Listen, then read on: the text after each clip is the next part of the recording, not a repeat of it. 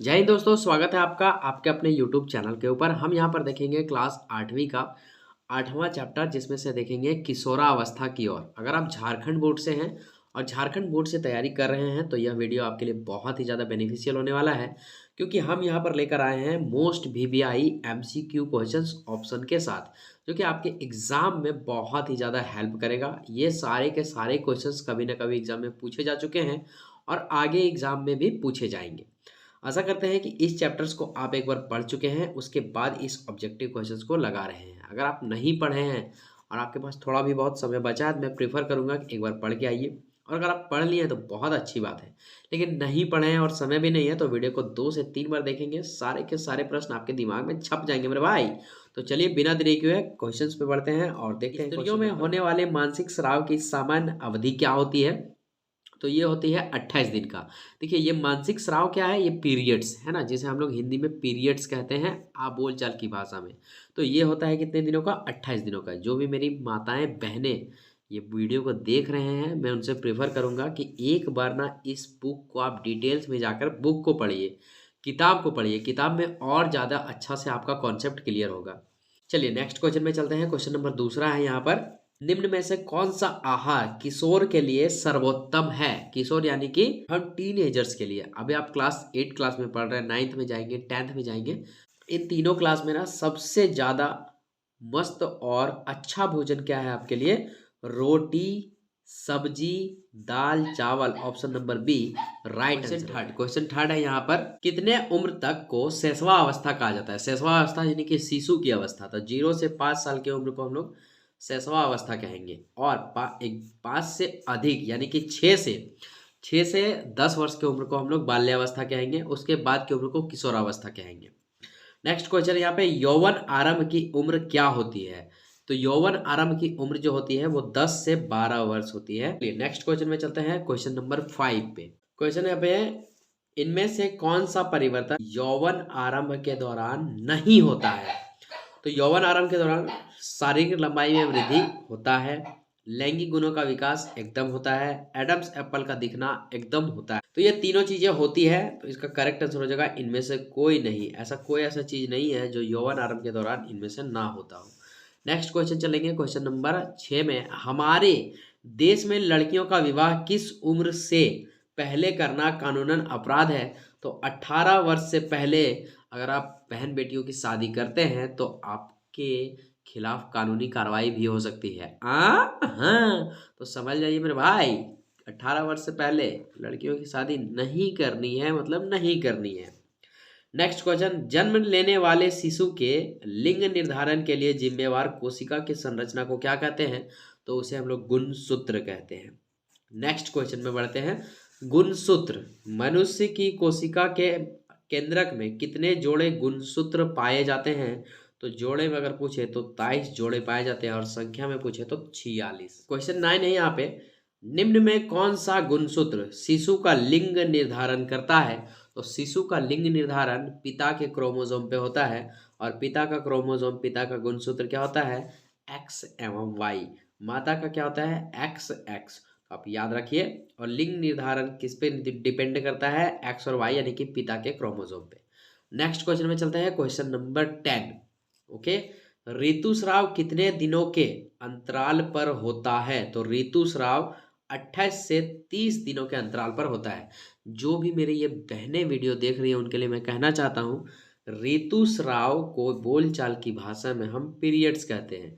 Periods को ही हिंदी शुद्ध भाषा में ऋतुस्राव कहा जाता है। अब आप खुद समझ जाएंगे कि पीरियड्स की जो अवधि होती है वो 28 से 30 दिन की होती है।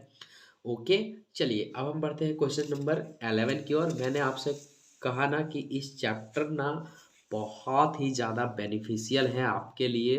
आप पढ़ाई कर रहे हैं तो भी, नहीं कर रहे हैं तो भी, अगर आपके पास समय है तो इस चैप्टर को जरूर जाके एक बार पढ़िए, चाहे आप गर्ल्स हो या बॉयज़ हो।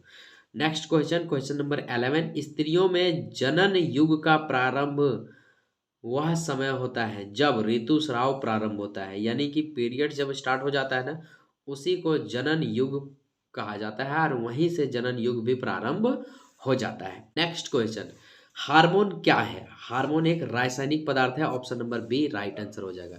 देखिए यहाँ पे ना ऋतुस्राव के बारे में, पीरियड्स के बारे में क्लास 10th में बहुत अच्छे से बताया जाएगा।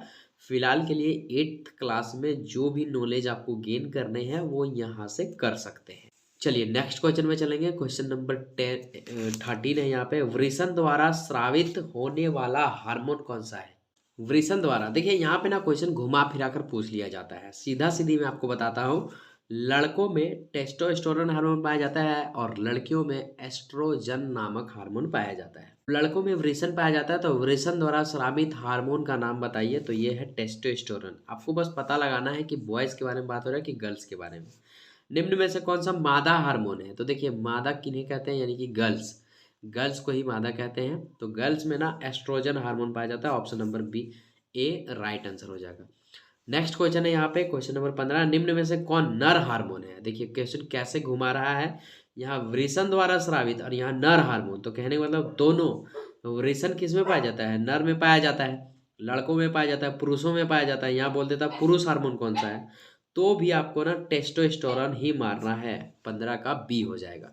नेक्स्ट क्वेश्चन, क्वेश्चन नंबर 16, लड़कों के गलों में उभरा हुआ भाग क्या कहलाता है? तो ये एडम एप्पल कहलाता है, Adam's apple. Option number B right answer हो जाएगा।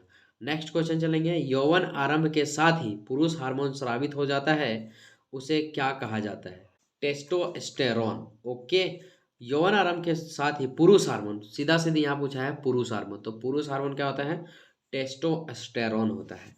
किशोरावस्था की उम्र क्या है? देखिए पूछ लिया गया, तो किशोरावस्था की जो उम्र है 11 वर्ष से लेकर के 19 वर्ष तक किशोरावस्था की उम्र है।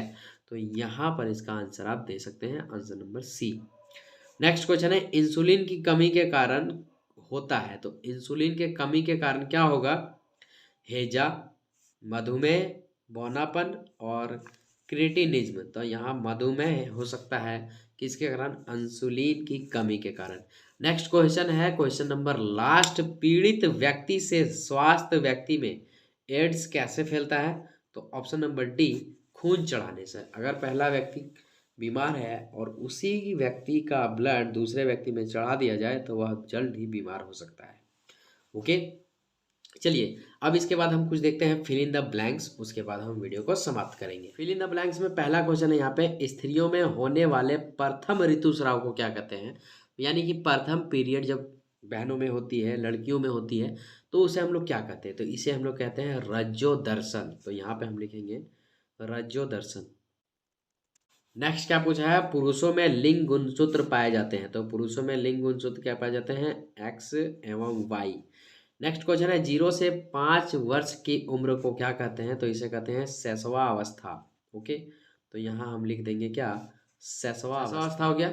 नेक्स्ट क्वेश्चन, 6 से 10 वर्ष की उम्र को क्या कहेंगे? तो इसे कहते हैं किशोरावस्था। चलिए थोड़ा कुछ और क्वेश्चंस बचे हैं हमारे पास, उन्हें भी हम यहाँ देख लेते हैं। नंबर 5 है, भोजन में लौह तत्व की कमी से एनीमिया रोग होता है, तो यहाँ हम लिख देंगे क्या? एनीमिया। इंसुलिन हार्मोन का स्रावन कहाँ से होता है? तो इंसुलिन हार्मोन का स्रावन अग्नाशय से होता है, तो आप यहाँ क्या लिखेंगे? अग्नाशय हो गया इसका आंसर। नेक्स्ट क्वेश्चन है, टेस्टोस्टेरोन हार्मोन, टेस्टोस्टेरोन नर हार्मोन है, तो यहाँ हम डाल सकते हैं नर। ओके, चलिए नर भर देंगे हम यहाँ पे, यानी कि पुरुष हार्मोन है। एस्ट्रोजन एक स्त्री हार्मोन है, तो यहाँ पर हम क्या स्त्री या फिर मादा भर देंगे, तो यहाँ आप मादा भर दीजिए, मादा, और यहाँ पे नर नर ना हो गया। नेक्स्ट क्वेश्चन है, स्त्रियों में ऋतुस्राव के रुक जाने को क्या कहते हैं? तो इसे कहते हैं रज्जो निवृत्ति, तो यहाँ हम भर देंगे रज्जो निवृत्ति। नेक्स्ट क्वेश्चन है क्वेश्चन नंबर 10 और लास्ट क्वेश्चन है, थायरॉक्सिन हार्मोन का उत्पादन किस ग्रंथि से होता है? तो थायरॉक्सिन हार्मोन का स्रावन थायराइड ग्रंथि से होता है। चलिए तो हम मिलते हैं फिर आपसे नेक्स्ट वीडियो में नेक्स्ट अंदाज के साथ, तब तक के लिए जय हिंद जय भारत।